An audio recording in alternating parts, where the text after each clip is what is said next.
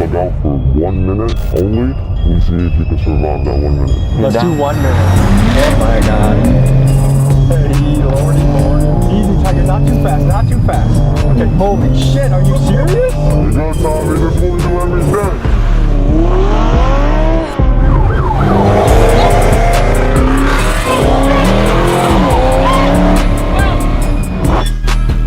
It's a dangerous trend known as throughway swimming. It's when cars drive recklessly on highways, causing near misses or weaving through lanes.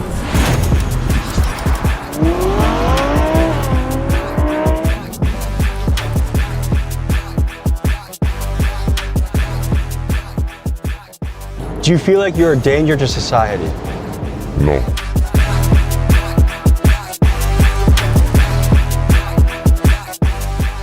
How worried are you about being caught by the police? Not worried at all.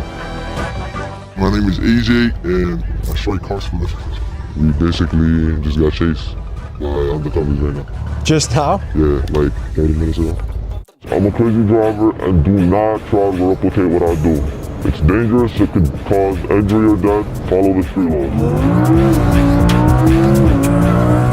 Last year we dropped an explosive documentary with Squeeze Benz and the swim team, and this video peeked behind the curtain on New York's underground car culture. But as I've learned more, I can say that we have barely scratched the surface. So today, we bring you back into the world of New York's Most Wanted, and what you're about to see is fueled by speed, theft, and daredevil behavior. We meet drivers like License, who weaves through city traffic at triple-digit speeds. We meet car thieves who minutes before evaded police, and they show up to their interview with us in a freshly stolen Hellcat. And from the chop shops to the shady exotic car rental dealers, we meet the players who are connected in this high-stakes underground scene. At great danger, we buckled up and brought you inside this world. But warning, this documentary is for educational purposes only. What you're about to see is dangerous, illegal, and at times life-threatening. Viewer discretion is advised.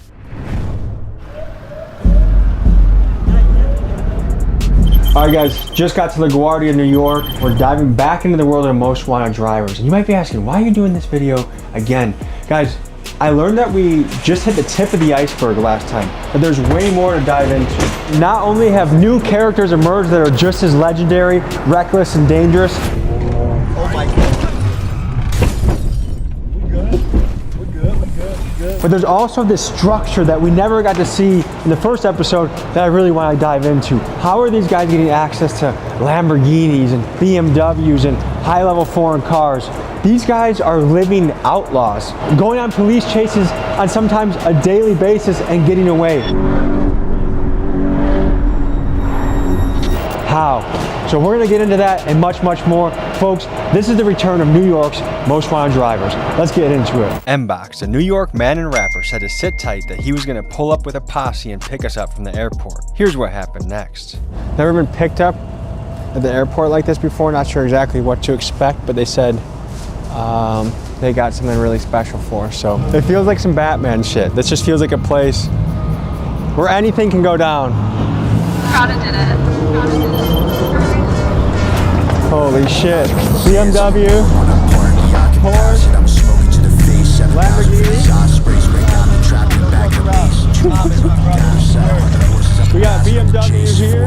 We got another BMW here. And a BMW there. These boys came ready to rumble. Pull over, take the tracker out the whip. Range Rover Sport, I'm on the Jackie doing tricks. What's the next bar? I can't even remember it. Keep swimming, got the paddles in the ship. I'ma keep rapping, but I dabble with the skits. M-Box is kind of the face of the striker music, the striker culture. If you don't know what a striker is, what can you tell them, M-Box? Well, a striker's a stolen car, a hottie, whatever you want to call it.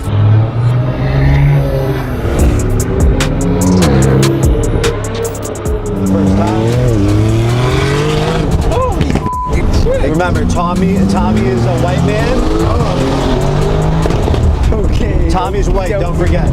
You should know that your music is made at a lot of places, but my friend Felix, who's currently probably in the West Coast stealing cars, is listening to your music a lot. That's great to hear. A man from Queens is accused of committing several traffic violations in Newark. It happened along Market and Broad Streets back on April 11th. On a scale of 1 to 10, how wanted would you say you are? Probably a 10. Nobody's more wanted than me. Really? Yeah. Can we address what's going on with Squeeze Benz right now? We were going crazy. Everything was, everything was going swell. Had a lot of crazy collabs. Obviously, we did the video with Tommy, and that blew the f up. That drew a lot of unwanted attention on us. We basically had to kind of shut the operation down for a few months. He's laying low right now, not really kind of taking a step back from everything, and he's not really going to be involved in cutting up or driving anymore, just because we can't really let anything happen. We got to be safe. It seemed no one could give us a straight answer about Squeeze Benz. Many on the internet claim he's locked up somewhere on the East Coast. Others, including his team, say he's just laying low, waiting for the heat around him to die down. But either way, there has been no sign of him in months, which only fuels further speculation.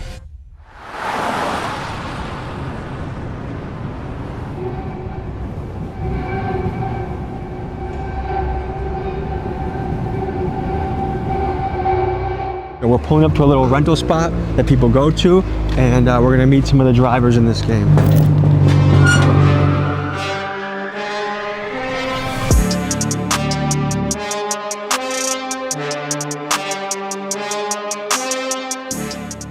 Tell people who you are and what you do. I'm licensed. I love to drive.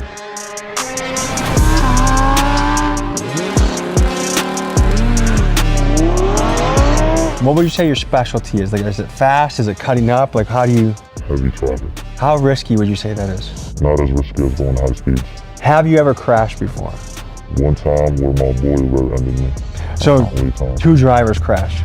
Yeah, basically. I've heard there's cover-ups going on. Some people don't want to show how dangerous this really is or how it can damage other people. Can you speak to that? Folks, I think it's really important to speak on the covering up of crashes that's rampant across this driver community, because some of the drivers in this space with the biggest followings are doing this, and it gives the false impression that this is a relatively risk-free activity rather than something that is an extreme danger to innocent people. I mean, they cover up their crashes to maintain like a good image about themselves, and it's bad. Like, me, I just post whatever, I don't care, I post my underclass. They don't do that. You are arguably the face of the drivers right now. I think there's not even a close second right now, would you say? Correct. How is that? Like, you feel like you're kind of the king of the space? In some way, yeah. What motivates you to do this? Traffic. You just hate traffic? I hate traffic. You like traffic? No, I don't.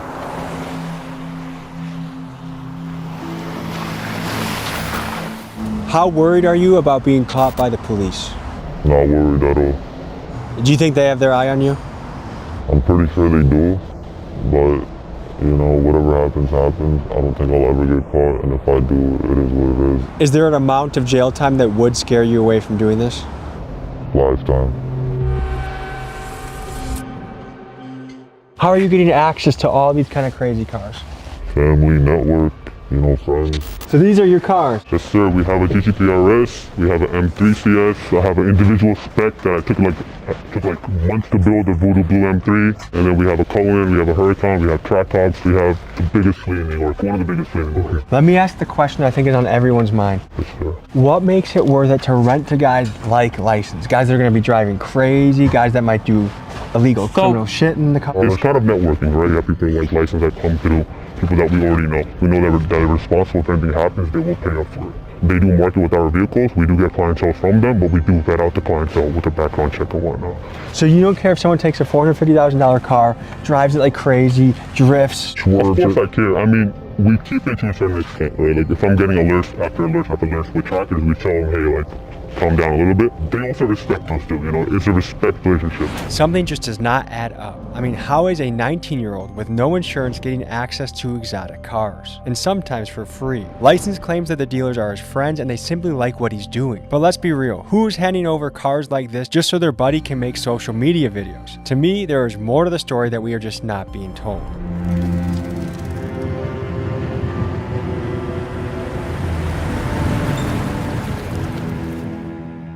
We begin this next day by meeting License at a historical landmark for the New York drivers. Legend has it this is the spot Squeeze Benz and License grew up meeting at before they drove around like maniacs. Okay. What's up, brother? So you had us meet you at a Home Depot of all places. This is where it all started, right here. This is important to your journey. Yes. Tell me about it. Basically, the first ever death row we ever did, the most popular one was Squeeze, and the very, very beginning. was, you know, in this Home Depot. We all met here, and then we hit the GCP, which is this highway right here. You know Squeeze Benz. That's my boy. How long have you guys been hitting runs together? Before all the YouTube stuff, before everything, we've known each other for so long. I've known him, Squeeze, before I've known M-Box. Does your mother know you do this stuff? No. She doesn't know at all? Your parents have no idea? Nope. What do they think you're doing all day? Work. They just think, when you talk to them at Thanksgiving, talk to them about work, what do you tell them? I make money. You know, I'd rather not tell them because I don't want them to worry about me. Is your dad in your life? Yes. What would he say if he knew you were doing this? He would tell me to stop. You got a fiance, right? I'm engaged, yes. And what does she think about this? She doesn't know. Do you feel like you're living a lie with your family not knowing this? Not really. I'm not lying to them. I'm just not telling them.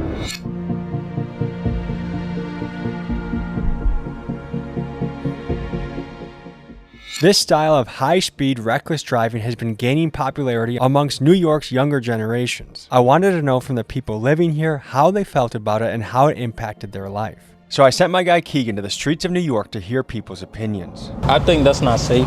They gotta chill. Why are you risking people's lives? I mean, if you're good, you're good. If you're not, you're not. Don't hit me if you're in front of me. It's reckless, bro.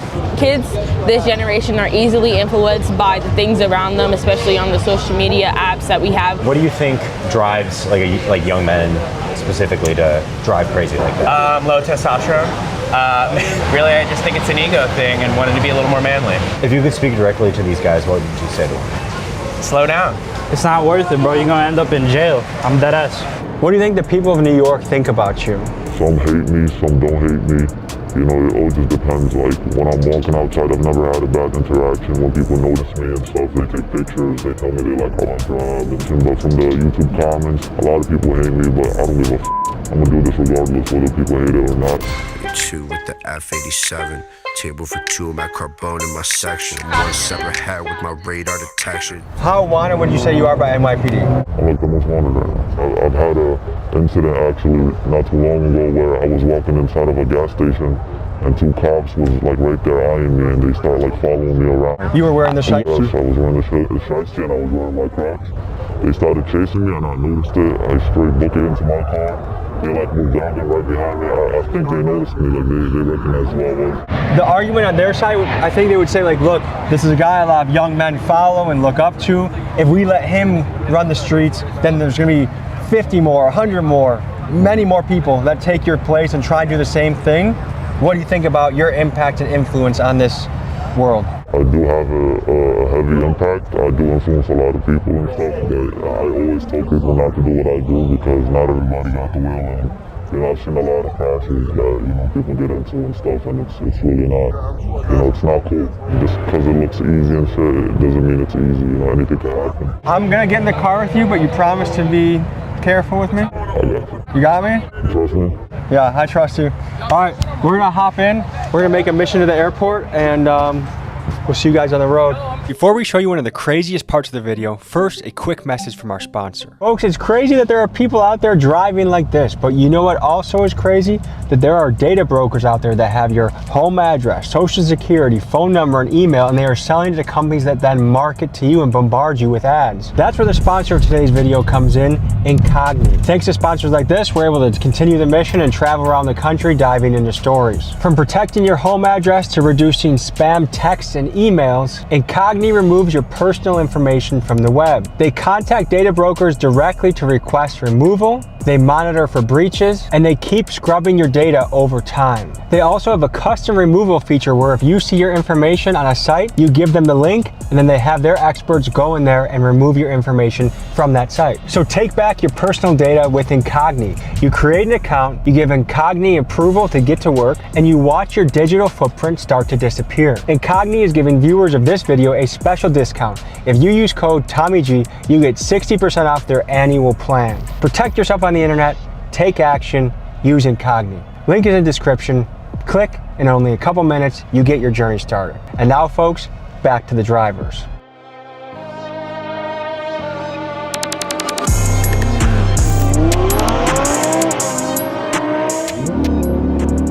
How often are you switching cars? Every day. I can't drive the same car for more than a day because it gets too hot. You have good insurance? I am the insurance. So no State Farm or Progressive? Nothing. If anything happens, if I make a mistake, I gotta come out of pocket. Damn. So if you hit somebody on the road, would you stop? I think I would. But there'd be some mental thinking going on to figure out how you'd make your next move? Yeah. Tell me about the feeling you get when you do this. It's a good feeling. It's addictive. It's better than drugs in my opinion. Do you do any drugs? I don't do drugs. Do you drink? Never. Do you have any other vices besides crazy driving? Not really. This is my high. So do you feel like this is what you were put on earth to do, was to drive? Yes. Ever since I started driving, I remember like the second every day I started driving, I was already doing this thing. Like not as crazy, but like I was already nice at it, you know, like I was a natural. Looks like we need engine oil. Don't worry about that. And tire pressure. We're good. Have you been riding this thing like a horse, huh? Hey man, if I don't ride it like this, the next man will. How much do you think this car costs? This one specifically is about like 100 and some change. So when you're going to your rental guys, how much are they charging you for a day for a car like this? I don't pay. What's in it for them? They're my boys. If I worked my ass off to acquire a $100,000 vehicle and I knew you drove like a maniac, why would I just give it to you because you're my boy? So my friends, you know, me and my friends have been doing this for almost ever, you know, and I have my own cars. I just don't do it in my own cars because it's hot, you know, when I'm making videos and stuff. But I got my boys who really don't care about none of that shit, you know. How you feeling? I feel like the beginning, right before you make the bungee jump, like I feel the build up, like you've walked to the top, you've put the belt on, and now you know you have to jump off, but you kind of don't want to. That's a little bit how I feel right now. How about this? I bug out for 1 minute only, and we see if you can survive that 1 minute. Let's do 1 minute. I'll put the timer up, okay? And? Ready? Holy mother. Yeah, we're on. There's nothing too fast, okay? Speed. You're good. We're only going on. Oh my God. Hey, lordy, lordy, come on. Come on. Easy, Tiger, not too fast, not too fast. I can do the cutting, but the speed is what scares me.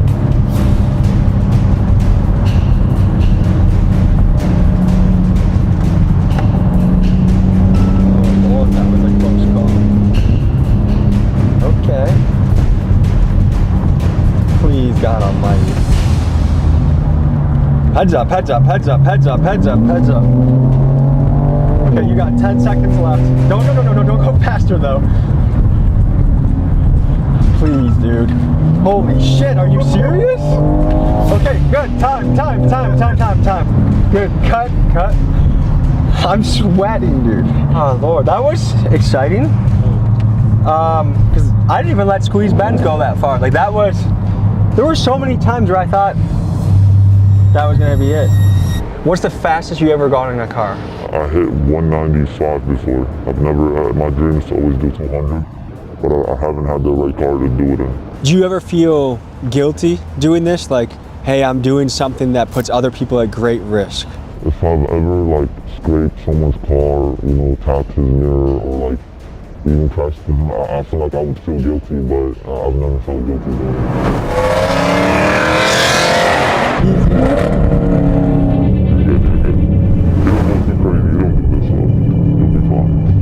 Talk about the difficulty of getting away from police in these circumstances.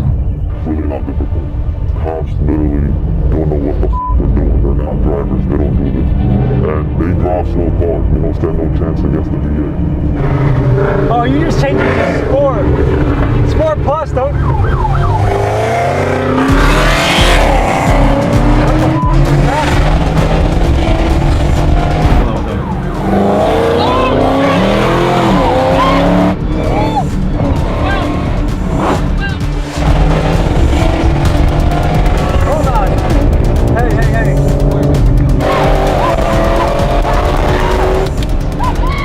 License. Let's just relax. License? I don't want to go super fast.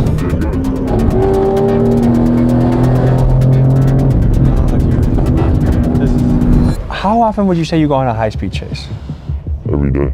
Every day? Every day. Is that an exaggeration at all? No. Have you had close calls? I've had close calls, yes. Have you been chased by a helicopter? One time. How is it getting away from that? It was not as bad because the helicopter came after I got away, but it was 3 helicopters, as a matter of fact, and it was recent. Can you explain the process? You try to get away from them as fast as possible, and when you do that, you try to maintain a high speed, not too fast, but a speed that they're not going to maintain for more than 2 minutes, and that's literally it. And then you take an exit, get out of there, go to bed, go to sleep. You're good, Tommy. This is what we do every day. I know, but You're good, trust me. I promise you, your life is in your hands. You're going, buddy. That's what we're going. I'll slow down for you, don't worry. Can we...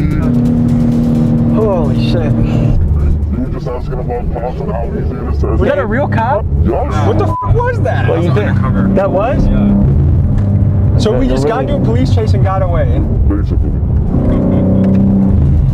Okay, easy, please. Please. Hey, we're good on this. License.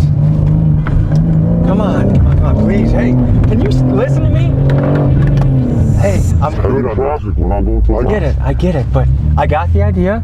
I got a kid at home. I want to be a responsible dad. When you have a kid, maybe you'll feel a little different. I get it.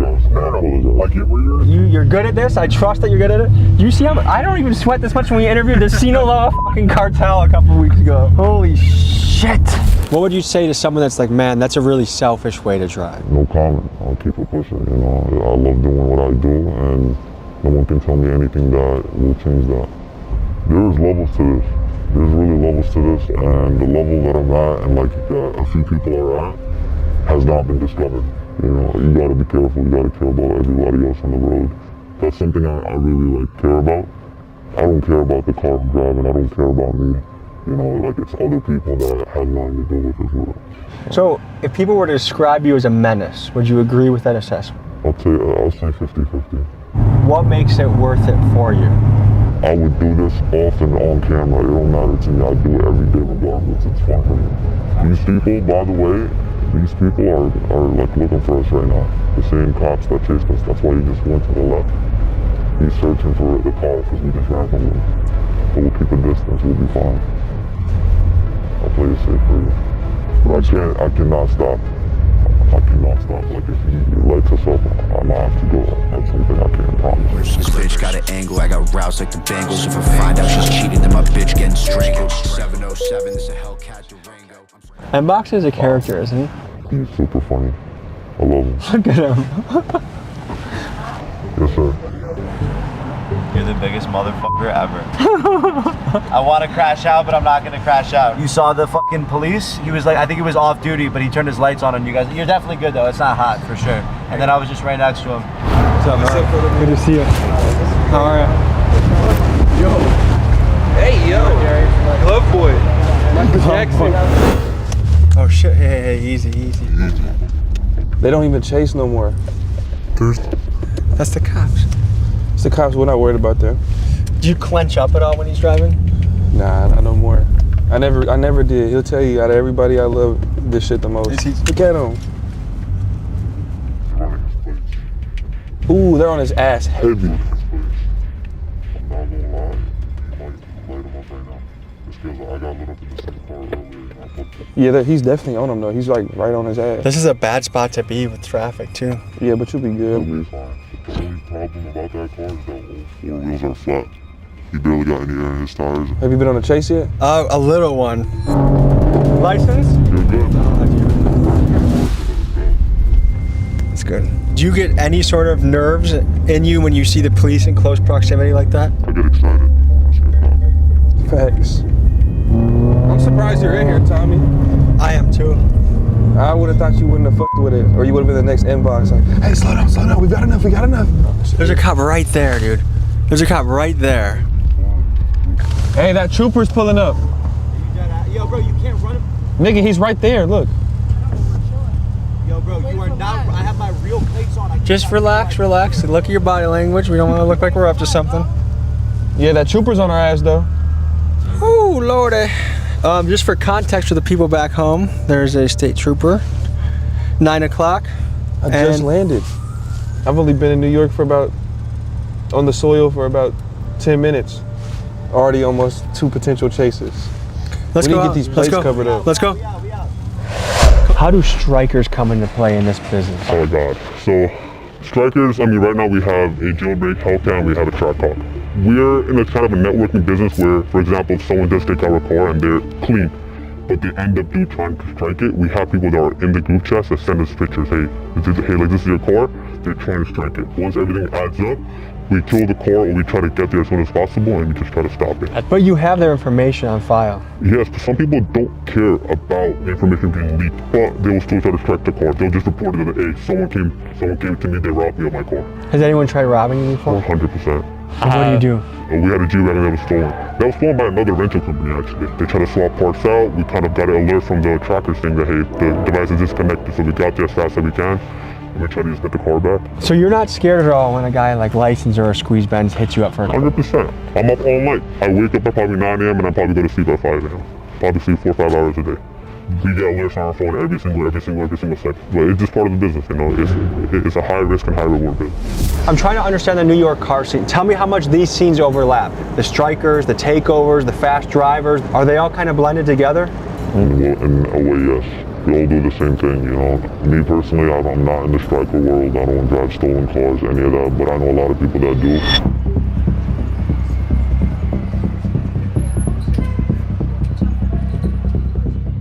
Who are you guys and what do you do? My name is AJ and I strike cars for living. My name is Ace and I do the same thing he do.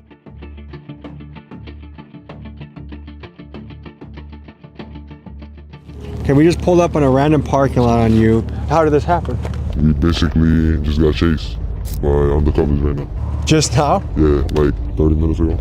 That's what they go for. They usually hit right here and the windows so they know the vibe. So when they see Your car they hit you? No, not with the car, with the stick, with the stick. That stick shot up the window with the sticks. Are we in a situation right now where if cops came, you would run? Yeah, hell yeah. Okay. I've seen this around the country a little bit. One thing that kind of concerns me and I'm curious about is why are so many young guys getting into this game, do you think? Because it's easy and it's fun. What makes it fun? Like what attracts you to this? The adrenaline and fast cars.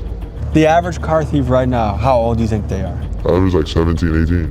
Have you already taken the tracker out of this thing? Yeah, everything. Let me show you how we do it. So basically, you just pop a window on the back.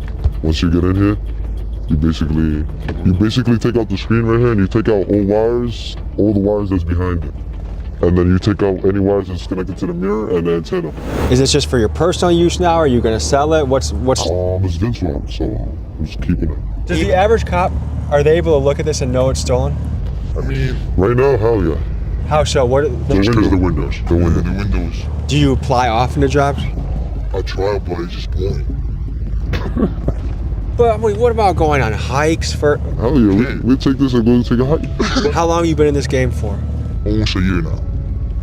Yeah, about a year. How good are the cops at chasing?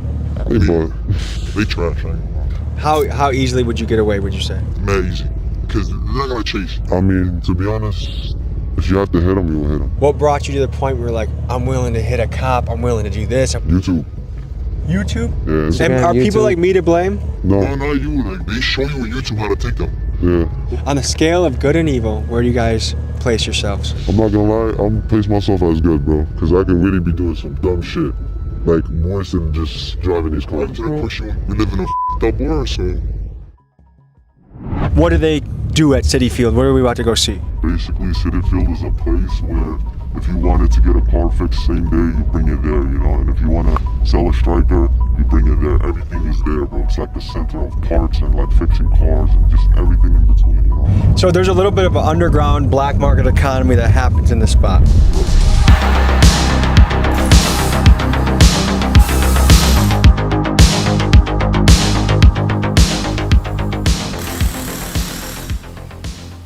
So Mr. M-Box, tell us where we are right now. We are in the heart of Striker City, New York.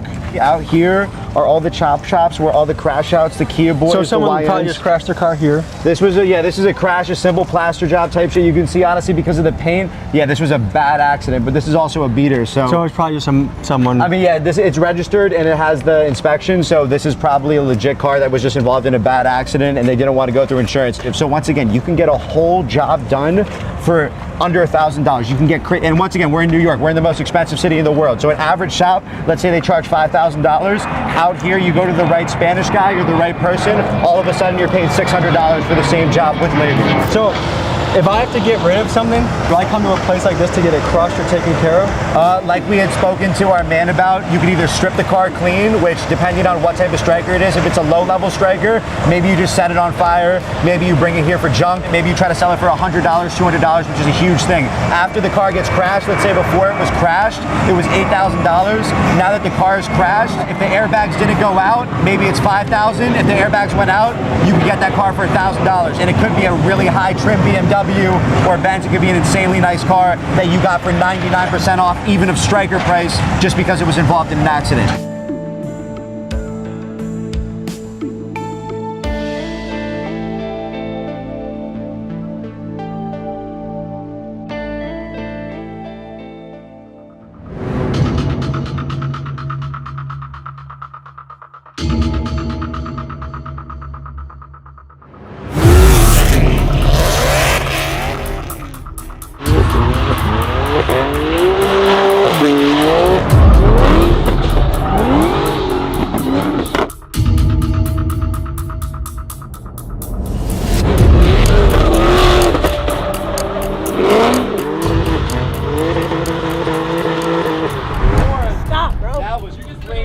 Stop! Stop! That was crazy. Just stop! I've never seen some shit like that. Just stop! What? You almost hit that track on. Where? No, he didn't. I'm the slider of the fucking group, bro. Okay. Let me show you something. So what are we walking up to right now? That's the 2008 G37 Sport Package. It don't get better than this. This is the best drift car you could get. $25. You bought this car for $25? $25. How long ago did you guys pick up this car? Like maybe 4 weeks now. And you just use it as your personal car now? No, not really. I just bring it to do dumb shit like this. So if NYPD passes these plates, how do you evade detection? Nothing comes up to the plates, they're ghost plates. You'd think with all the cameras in New York that the NYPD would have an easy time catching guys like this. Between the tolls, traffic lights, bridges, and more, there are thousands of license plate readers across NYC. But keep in mind this rule: no plate, no case. And to beat the cameras, these drivers have a few clever tactics up their sleeve. One of them is to use fake license plates, which some of them even sell on their own merch sites. Another tactic is to use stolen plates, and still yet another is to make their plates unreadable by doing things like taping over the letters and numbers. To me, it's always fascinating to watch this ongoing chess match between law enforcement and the criminals that are trying to stay one step ahead. So, to you, what is the hardest part about this business? Taking a car. Taking a car for sure, because you gotta hop through the window, it's a process and all of that. It takes too long. What about the person that owned this car? They got insurance. I went through the glove compartment. He has full coverage. He's gonna be fine. He's gonna get a new car. I don't want to hype this up, but in a weird way, does he actually come out ahead, you think? Yeah, for sure. He probably got like a G80 or some shit. His car's like $10,000. His insurance definitely cut him a check for like $30. Yeah? Oh, helicopter again. There's a lot of deja vu from last year, guys. You got a dip in a second. You seen that, right? Yeah. Folks, I wasn't lying when I said these guys are wanted. All right, this has been a legendary interview. Stay safe. Thank you for keeping me safe when I was with you, and I enjoyed getting to know you. I'm going back to Milwaukee. Peace. It was nice talking to you. At this point, we've seen the stolen car game pretty up close. Like, look, that's how he's treating someone's car. It's just his personal fun car.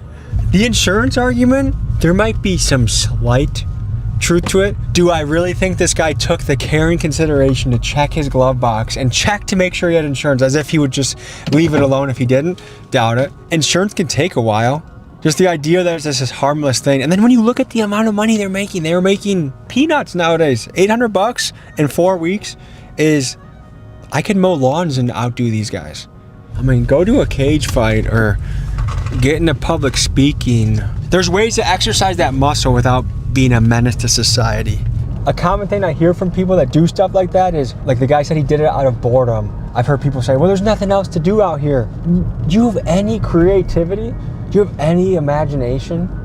Go play at a basketball court. Join a jiu-jitsu gym. Do something. Imagine how bored you're gonna be in jail when Big Bubba is your roommate and all you have to think about is how you avoid you know what. So like, think ahead a little bit. Act now in a way that you would like your future to turn out. You imagine this amazing future, but you're acting shitty in your present. Good luck.